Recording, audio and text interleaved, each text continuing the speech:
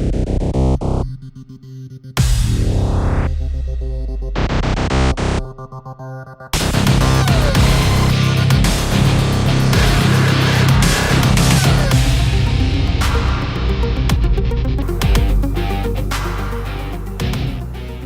everybody. Welcome to another awesome episode of Movie Guys Podcast. Tonight, we're going to be talking about I, Tonya, starring Margot Robbie, Sebastian Stan.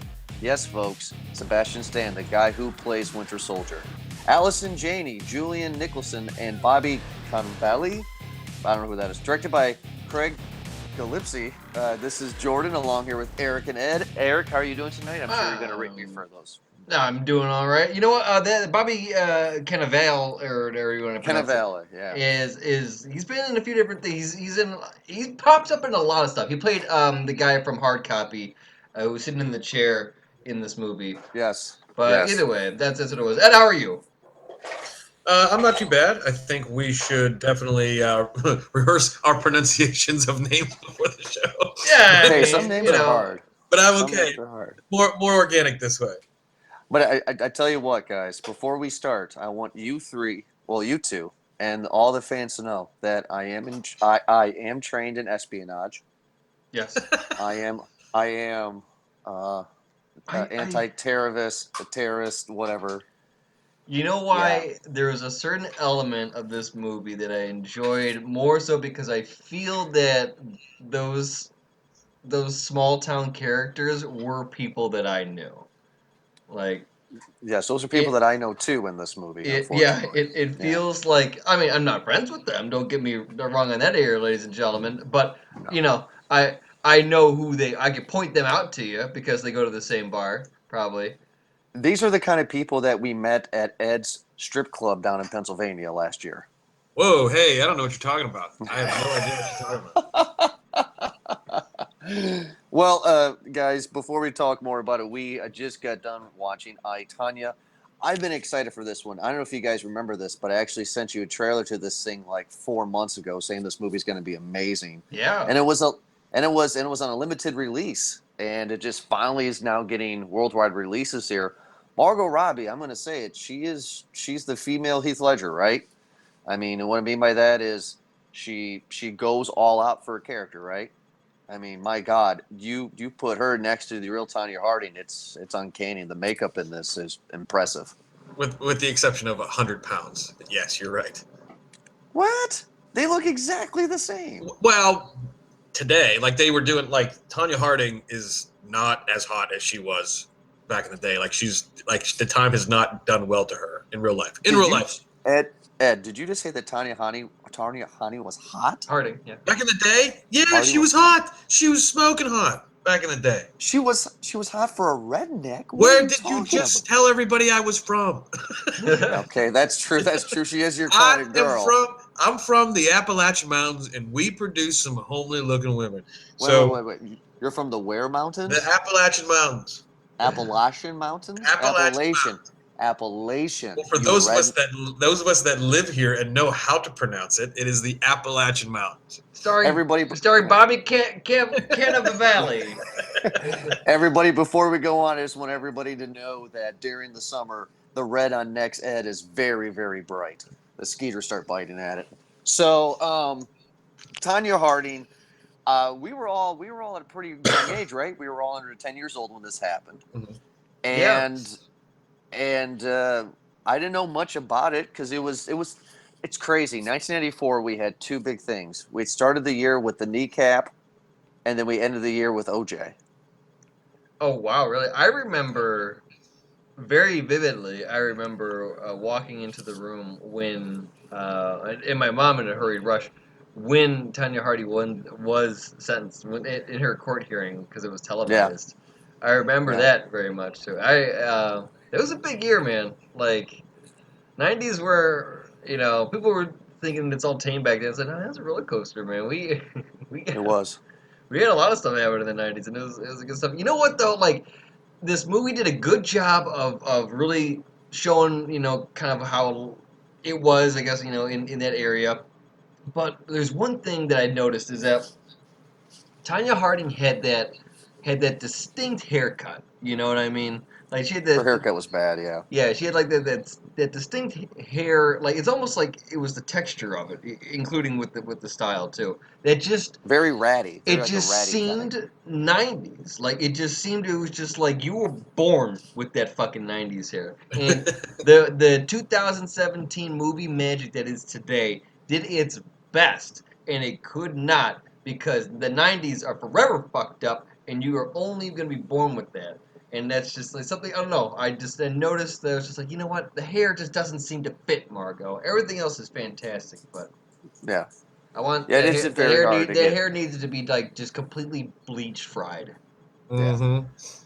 Ed, were you really excited to see this movie as much as I was? Because knowing that this was going to be something special, or No, I mean honestly, like when we had talked about maybe doing this, I remember the story because my grandma was real big into figure skating, and I was a 10-year-old boy, and I thought it was a little feminine. yeah, finger skating, But yeah. you know, yeah.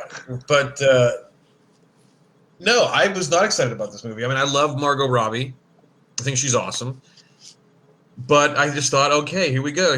She's going to start her artistic side kinds of things, and it's going to be super independent, and it's going to be shitty. And I was, I'll save my thoughts for the final review. But I was glad to be pleasantly surprised. But I did not give a shit about this movie whatsoever.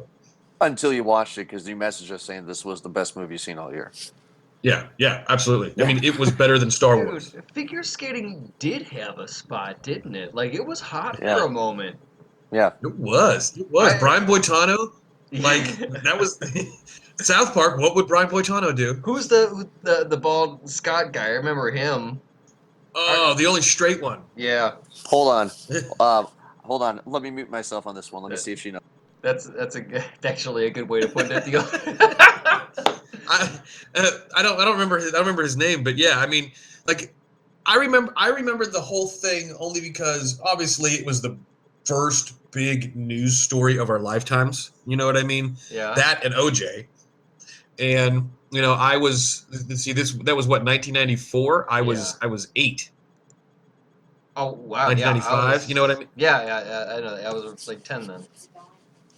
Yeah. So like like I remember, and I lived with my grandparents, and I remember like my grandma took over the TV whenever like figure skating was on because she loved it so much, and I just remember it. I mean, I don't necessarily remember having any feelings about it. I don't necessarily remember how my grandmother felt about it, other than I just remember the incident.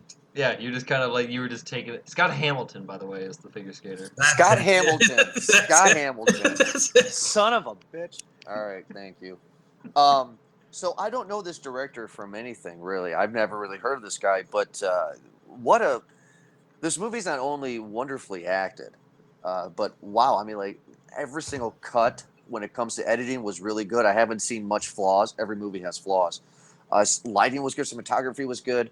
I mean, everything about this movie I thought was spot on. I was entertained with this all the way through. Like I was really excited about it because I love Margot Robbie, but I was hoping. I did not want to have Margot Robbie be good in a shitty movie. You know what I mean? Yeah, Mhm. of course. Holy And cow! this movie just did it. This director's got some movies under his belt too. Oh, really good. What's the director done? Mr. Woodcock, I think we all. Mr. Woodcock, Kevin Spacey, huh?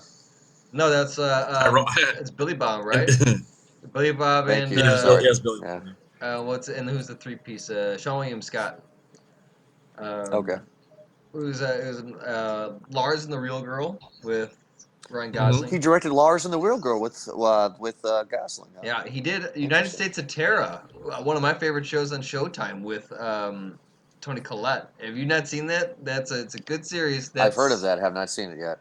It kind of it was in the dawn of the actors who play the multiple roles. So she plays a suburban mother who has multiple personality disorder. Nice. My all-time favorite, $1 Million Arm. There you go. Which actually, I'm making fun of it, but that was a great movie. Was it? That was a great movie.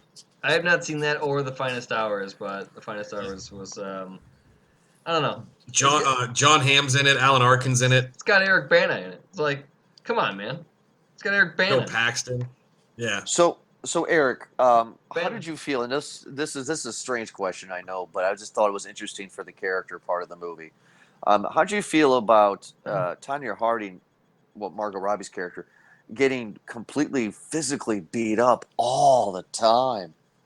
I mean, Right? like, did you believe half of it, or do you think it was bullshit? So here's when when it's a situation like that where when there's two people saying like no that didn't happen, it happened like, or this happened, and they say no that didn't happen, this happened. When I hear kind of that he said she said, I Yeah, automatically just believe all of it. gotcha. I just automatically I just go, okay, everything that you guys said, all that's true, all that happened. You're both horrible people. Like that's Hmm. Yeah, that's and automatically they good. tell you they tell you right at the beginning of the movie, like, this is the accounts that we were told. So whether it's true or not, I mean, they definitely took Tanya Harding's side in the movie, I think. But they said this is what these people actually said. If you don't believe it, there's video. Like, I don't remember what they said verbatim in the opening crawl, but it was like, this is wild, this is crazy, but this is what they actually said. I You like know what? that. I like that. Sorry, Yeah. I like that they probably just took a whole bunch of interview tapes, a whole bunch of audio tapes, and they were just like, okay, well that's the source. Let's just write this down and shoot, Go from there. and just go almost in a chronologically step by step order from the details of the interview. Yeah. I mean, like, my only gripe that I have with the movie is that I don't know how they really were in real life, but I guess I kind of wanted to get more of a relationship with Tanya and Nancy. You know what I mean? Like, I don't know if those two really hung out much because in the movie, they like smoked pot in the room and they hung out once in a while. But I guess I thought going into this movie that this movie was all going to be about Nancy Kerrigan getting kneecapped, and really, that's not the story. The story is just about is about Tanya Harding. But I really, really wanted to know more about their relationship together, honestly. Because I wanted to feel bad for Nancy when she got popped. I understand that, but I think that you know what, I understand that completely. I think that the fact though that we didn't know that so much about her, other than that she was just kind of this innocent, is supposed to make it so that you feel bad because she is completely just not on any of the radar of what's going on in the life. Like Yeah, she mentioned, yeah, that they were cool. Like they were teammates basically. That's their Mm-hmm. behavior that I saw is that they were teammates, right? And that's yeah. Yeah. that's how teammates I act. mean, I don't think that we were supposed to feel bad for Nancy Kerrigan in this movie. I think we were supposed to feel bad for Tanya Harding in this movie. That's a good point, Ed, because I feel this movie is very one note. I don't think it tells both sides to the story. I totally agree with Right. you on that one. Right. I mean, but I don't think that's the point of the movie. I think it's a biographical movie about Tanya Harding based on what these interviews had said, and you're. I think it's designed that you feel bad for Tanya Harding for being put in the position that she was in by supposedly not knowing what had happened and her entire life getting ruined because of her piece of shit husband doing a really shitty thing on her behalf. Yeah, he is a piece of shit husband, wasn't he? All those Yeah. people were were pieces of something, man. Jeez, they're Which pieces of work, is what they were, man. which makes me want to say this. Allison Janney in this movie is fucking brilliant. Oh yeah. At the end, they show the real clips of the interviews with some of the people, and Tanya Harding's mom, like, you just look in her eyes, like, at the in the interview, and they take a snippet and they put it in the movie, but you can tell that woman was a bitch. She's terrible. Was it And Tanya said that when she saw Allison Janney's performance that it gave her chills or something like that? Yeah. I'm I, sure it I would if didn't her I mom looked didn't like read that, that.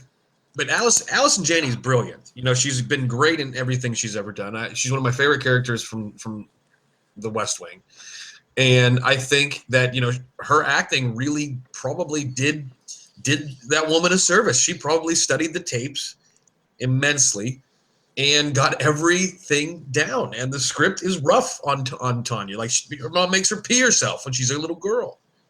You see, this interesting thing is that I'm seeing a lot of people online actually liking her performance more than Margot's. Oh, Listen, it's a dead heat, to be quite Yeah. honest with you, because there were. Have you ever? And I'm sure you guys have. Have you ever seen a movie that's one that's had like some acclaim or something like that, or you watch it and there's that scene that happens, and you as you're watching, you're like, oh, this is the scene. Yeah. This is their performance. This is it. You know, whether it be like Denzel Washington in what Glory, right? Or Mhm. certain thing, Al Pacino. Uh, certain parts that just kind of stand out. Monique was a big one for in Precious. That was that big one. She did that whole thing. Yeah. Yeah. And this one had a few different moments. The one where actually Margot had two of them. I thought the one where she actually had to do like the face shot where she was putting on her makeup and she Oh, at was the end trying to there. kind of hold it together and she was doing it in front Yeah. of the camera. But that was a great performance. And then Mhm.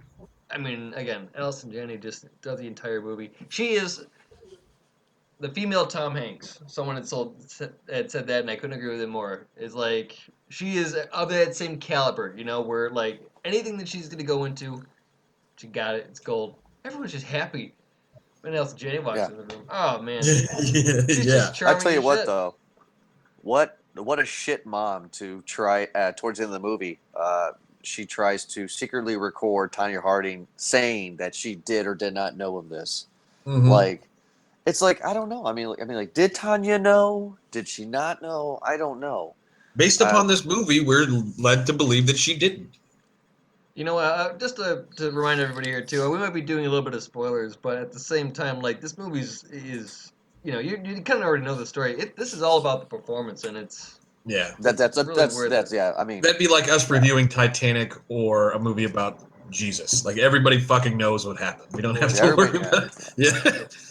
Yeah, this is not your typical movie guys review. This is your performance kind of review because it's. I mean, there's nothing else to really talk about with the storyline because we know it. Uh, No, the the fat guy. My wife was watching it with me, and when you see the end of the movie, when you see the real fat guy, at the end, yeah, she just goes, "Wow, that it looks like the same guy." they did a really Like good Yeah. The job. fact that Yeah, it's the fact amazing. that they added the mustache in the movie made him that much more creepy. Made Like, him more slimy. right. yeah, like it was great. And they obviously it was slightly artistic Yeah, liberties, but like at the same time, it was the, fucking awesome. Like he was. yeah, he was really good. I The really fact that like that his I'm guy not line. crazy, baby. exists, I, Sean. I was trained. I was quoted once in a highlights magazine as an international espionage expert. That's not my favorite line of his. My favorite line of his is when the husband confronts him, and he's like, "Yeah, everything's kind of screwed up right now. Life sucks. My mom just videotaped over my favorite episode of Star Trek for the Yeah. CNN report." Yeah. It's like motherfucker, you're going to jail for kneecapping a bitch, and you're pissed at your mom for freaking recording your Star Trek. It's wow. Simple-minded Um, folk, man. one of the last things I wanted to talk about was the actual kneecapping itself. The two biggest, I think they said this That's quote in the why movie. y'all came here, right? Yeah, Yeah, the incident. The the two incident. biggest Yeah. boobs is what they say in the movie. How in the hell did the two biggest boobs in the world get away with this? I mean, these guys looked like dirty, just creepy guys. You could tell both of these guys who kneecapped her were not allowed to be within 500 yards of a school. I mean, these guys looked bad. And then you kneecap her, Denim, just and straight then up denim top. right. So here's a bit of advice to anybody in the future: if you're going to kneecap a figure skater, you you gotta like Hansel and I'm Gretel it. listening. You gotta have kind of like like a trail of breadcrumbs. So how you walked in is how you walk out. No, no. What this guy does and what you don't do is you freak out, and in order to get out of the arena, you slam your head through a plate glass window. Yeah. And even his buddy was like, "What the fuck?" That's not suspicious at all. And then It's like, he ditched the baton yeah, yeah. He ditched the baton, just after he grabbed the tackled a dude. fingerprints. He didn't even. Another thing, people, if you want to kneecap a figure skater, if you're going to hit her in the knee with the baton, first of all, wear gloves. Second of all, don't throw it away next to her when Yeah. you kneecap her. Maybe Just don't ask. comment. First of all, Ask everybody people. knows. Everybody knows you take the gun and leave the cannoli, or leave the gun and take the cannoli. Yeah. Godfather reference. There you go. I I mean, right? I mean, like, how did this happen? Is just You know, it's kind of silly too because I remember as it was happening, the driver actually gave some pretty good advice where he said, "Keep your mind clear to so that people don't pick up on the vibes." And I was like, yeah, "Holy shit, that actually might be the best advice anyone's ever given anybody because that's the most truth ever." But yeah. obviously, like after you, that guy was sweating bullets, man. And yeah, like, why wouldn't you just go back there, go the way you came? You know? Well, I think he tried and he looked and he saw somebody looking at him, so he got scared. So he tried to go out a door that had like chains around it. And he So he didn't know what to decided to do. run his head through it. He headbutted the window. You know what? I might have to when if I watch that movie ever again, then I'll have to take notice of that scene to see if somebody was noticing him. I didn't think there was anybody. I thought they were all just kind of maybe kind of in it alerted, you know, because Yeah, of like screeches.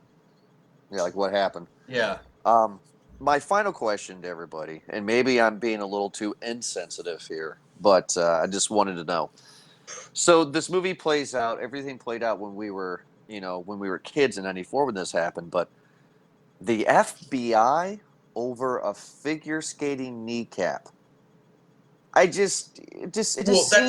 just seemed like it became a little like, why would the FBI worry about a figure skater being kneecapped? I mean, it's like, Because it was overstate.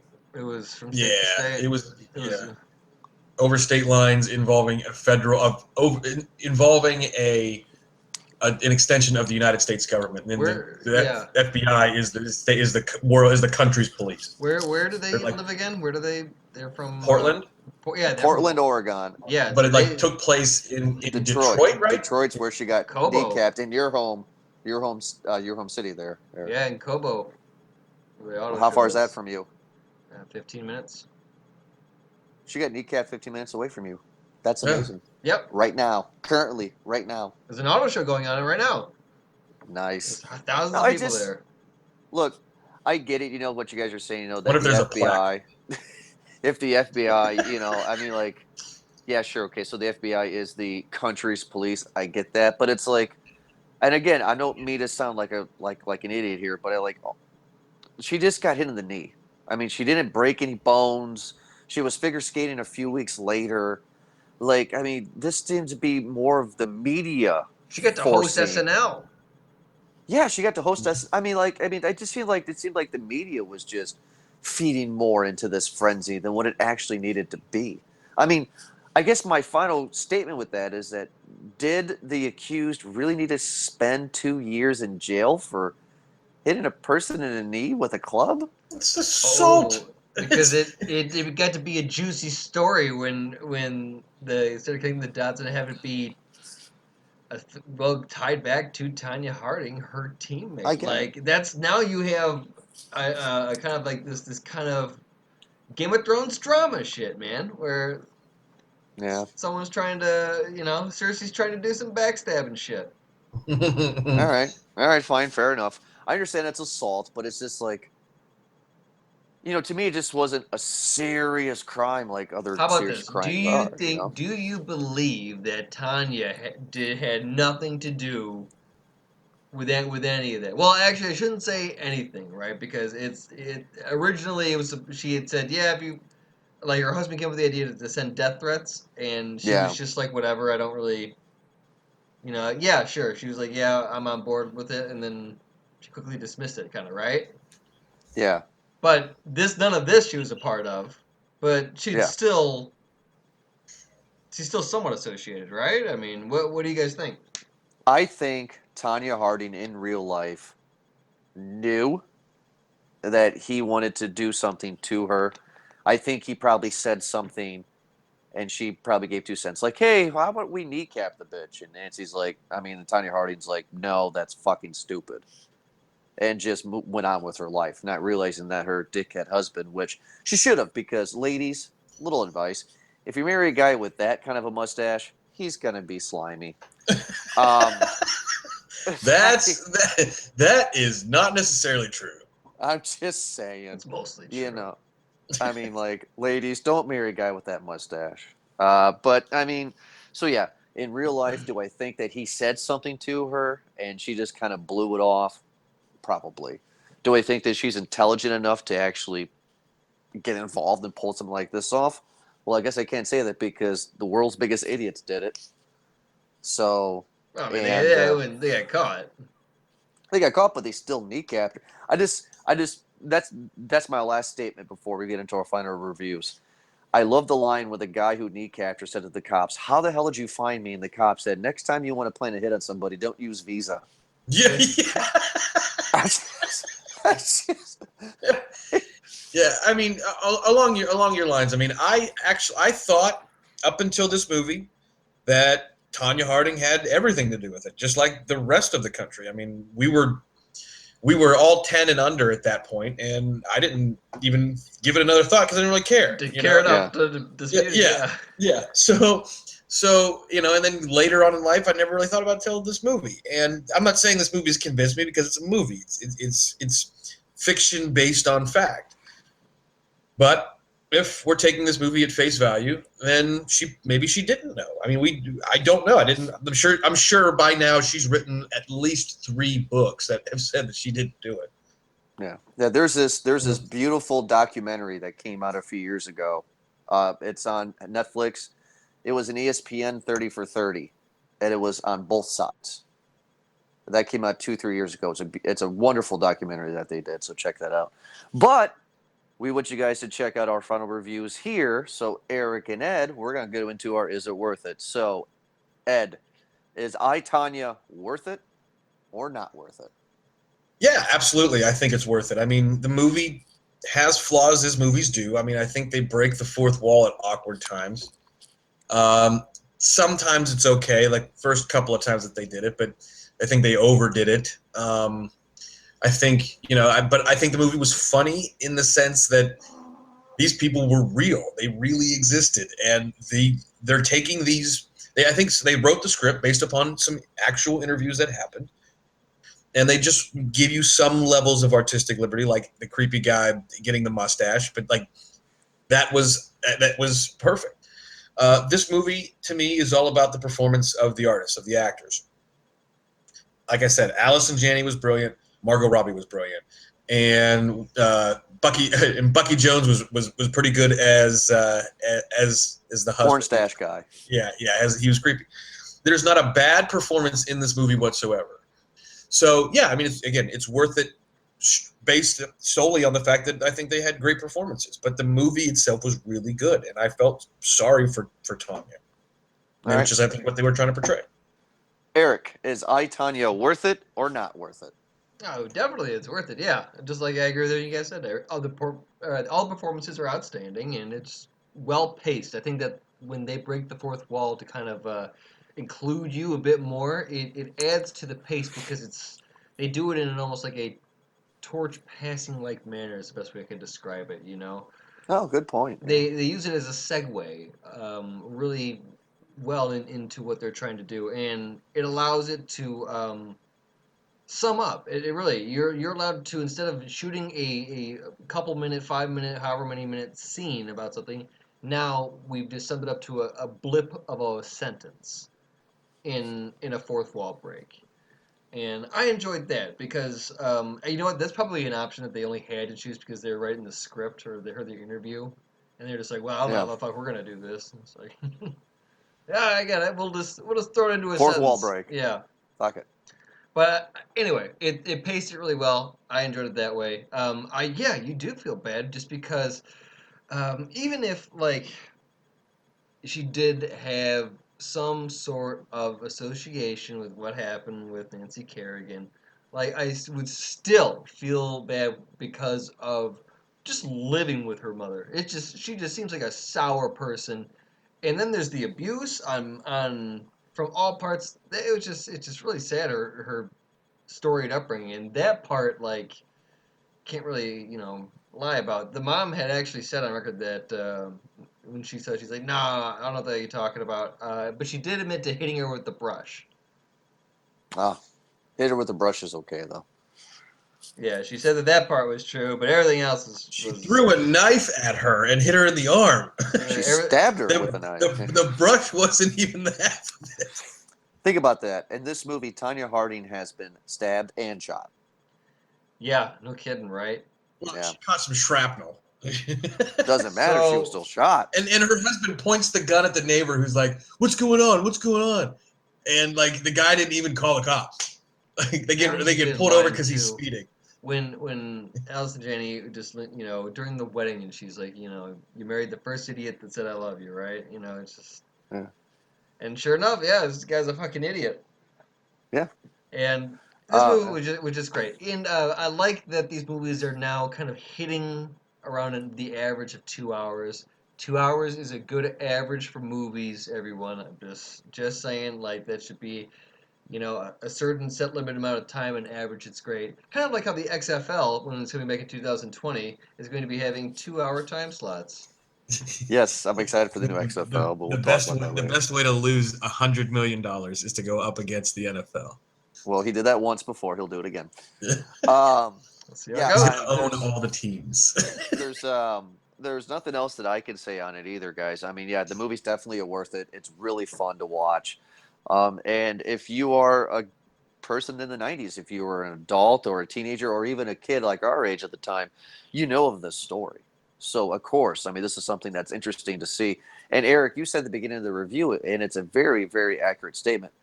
They captured the 90s beautifully in this movie. Yeah. It was great, to the hair, to the makeup, to the dress, to the way it's just everything was spot on. So overall, like, definitely worth it, fans. Check this one out. But if you like this episode, everybody, make sure to check out some of our awesome episodes that we have on here. We've done some great movie reviews in 2017. We're going to keep on giving you awesome reviews for 2018. You can check us out at movieguyspodcast.com. Also on our sister website, which is movieguyspodcast.podbean.com. You can follow us on Twitter, which is at movieguyspod, and on Facebook, Movie Guys Podcast as well. But we'll be back next week like always. But I wanted to make this announcement quick to all the fans. We have changed our release times. So all episodes will be released on Mondays now. So instead of Fridays. So I hope everybody gets to enjoy a whole week ahead. It'll be fun. But for Eric and Ed, thank you so much for joining me. And we'll be back next week for another awesome episode. Have a good night, guys.